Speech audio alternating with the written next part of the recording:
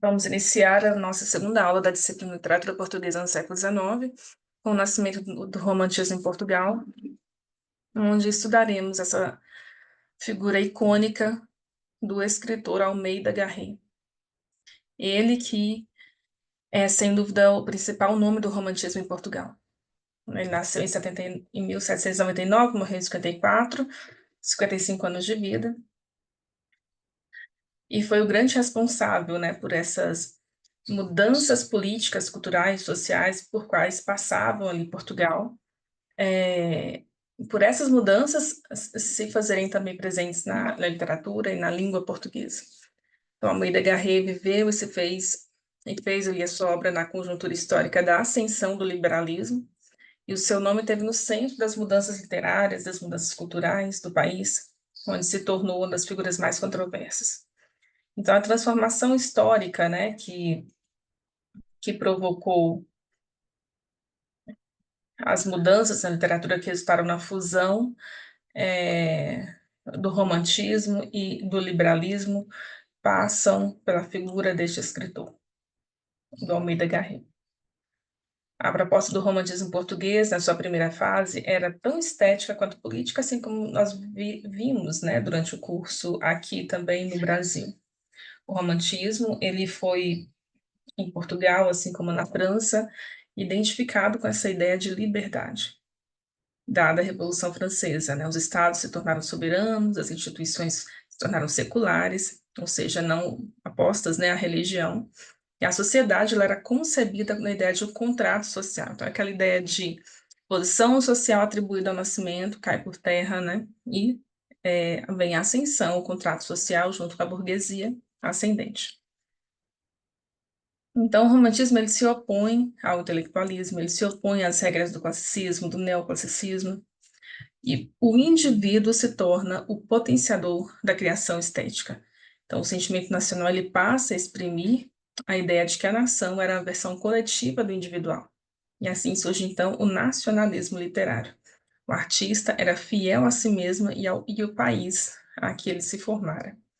Então, essa literatura nacional ela passa a ser vista como necessária para a autoidentificação coletiva, né, tendo sido usada para forjar uma unidade entre os elementos de uma mesma nação, que deveriam identificar-se com a herança comum, uma vez que pertenciam a uma identidade coletiva, que era capaz de sobrepor-se a qualquer outra.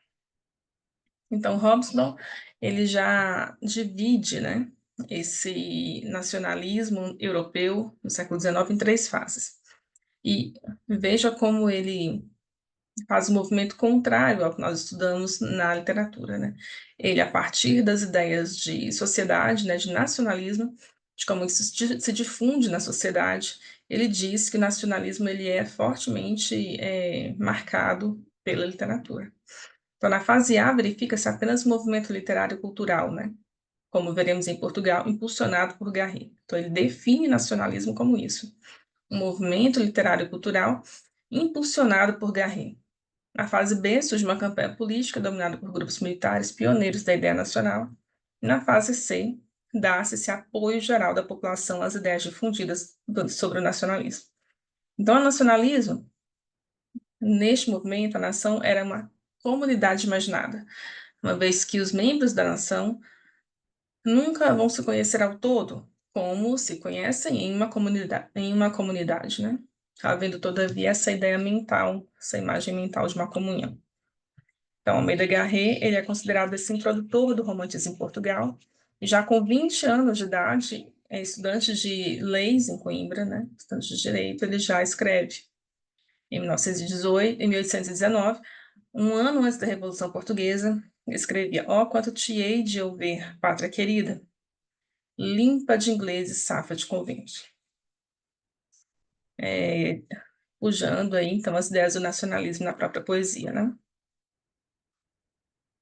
Em 24, com 25 anos, já formado em leis, ele vai escrever Camões e Dona Branca, poemas através dos quais a corrente literária chega em Portugal.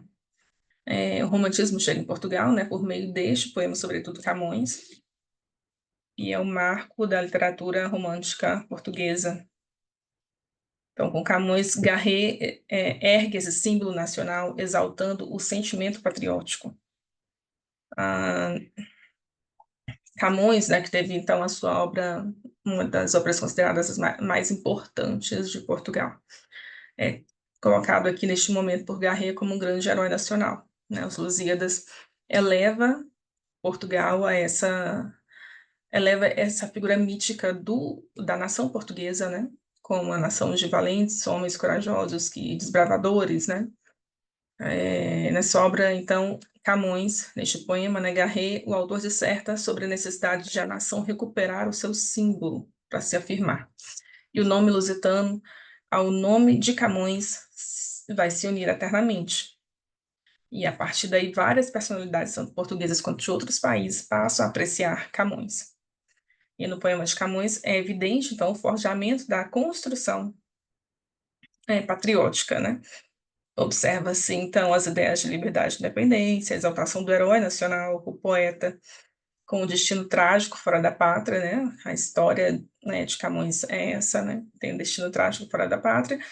Ressalta-se a angústia da saudade da pátria presa às forças reacionárias e a revolta contra a ordem política que asfixiaria a aspiração revolucionária da burguesia.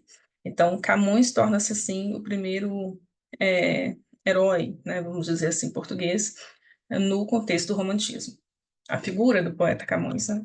E o poema Camões, escrito por Garré, se torna, então, o grande marco do início do romantismo em Portugal. Então, após a publicação de Camões, pouco depois, né, em 26, publicou, né, o Garré Parnaso Lusitano, que era uma recolha ali antológica, né, mais uma tentativa de compilar a história da literatura portuguesa praticada até então. E, alguns anos mais tarde, em 1843, ele vai publicar Romanceiro, que é uma obra definitiva, né, para poder realmente dizer que Portugal tinha ali uma literatura nacional.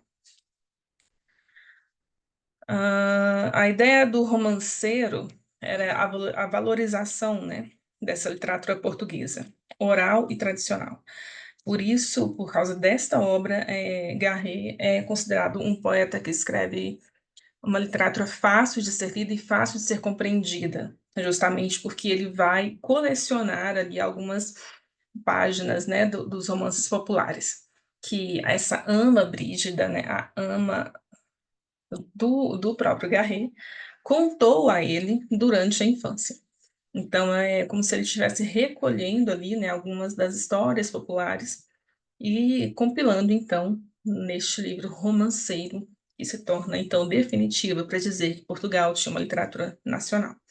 Então, Garré afirma no prefácio, né, do romanceiro que para ser nacional é necessário ser romântico e popular, afirmando ainda que pretende suprir uma grande falta na literatura portuguesa com o trabalho que apresenta naquela coleção. Então, ele tenciona criar um livro popular e popularizar o estudo da nossa literatura primitiva.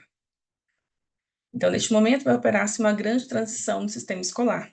O ensino da história da literatura nacional vai ter um papel de destaque e vai substituir, né, a antiga poética, a retórica e as línguas e literaturas de origem grega e de origem latina, fundamentando, então, uma tradição literária nacional. E surge, neste momento, né, este grande outro nome, Alexandre Herculano, que vai ter um papel fundamental, né, na literatura portuguesa, que nós vamos ver em outra aula. Ele que teve esse papel importante não apenas na literatura em si, mas em toda a reforma do sistema escolar de ensino, né, em Portugal. E ele já dizia, né, que através da instrução ele queria que a liberdade fosse o garante da civilização, cabendo ainda a fundamentação teórica do romantismo. Então, nesse sentido, Garré e Herculano procuraram construir essa ideia de pátria. Garré, por um lado, né, construindo literariamente a alma nacional, e o segundo, né, o Herculano, fundamentando teoricamente tanto o nacionalismo liberal, de forma histórica, né, e literária. Então, como se não bastasse, né, Garré, ele estudou a história de Portugal em 1838 e tornou-se o cronista-mor do reino, sendo responsável pela organização e realização de conferências públicas sobre a história de Portugal. E o interesse pela história verifica-se em Garré ainda de outra forma, né? O teatro era pautado por temas inspirados no passado nacional. Então, ele, como grande teatrólogo, vai levar o teatro tão seriamente que o crítico Eduardo Lourenço afirma que a vida do escritor, a vida de Garré, era uma vida como o teatro. E isso se deve ao fato de que Garré ficcionava também, né, os seus próprios dados biográficos. Garré ele cultivava uma imagem pública, falsificando-se e ficcionalizando-se para o público. Fornecia, então, informações importantes para ser aproveitadas pelo seu biógrafo, o Gomes de Amorim, conferindo-lhe, então, uma imagem, conferindo ele próprio, né, a ele, Garré, essa imagem de requinte. Ele mentia em relação à sua própria idade, chegando a rasurar, então, a data de nascimento várias vezes ali no mesmo texto. Então, essas informações a respeito de Garré, vocês podem obter na leitura deste artigo, né, Almeida Garré, a proposta política do romantismo, de Ana Bárbara Pedrosa, que também está disponível no nosso ambiente virtual, e neste endereço que está disponível aqui no link. Então, eu vou encerrar essa aula e vamos, então, iniciar a leitura de um conto, que também ajuda bastante a entender essa ideia de formação do herói no romantismo, principalmente nessa primeira fase, né? Então é isso.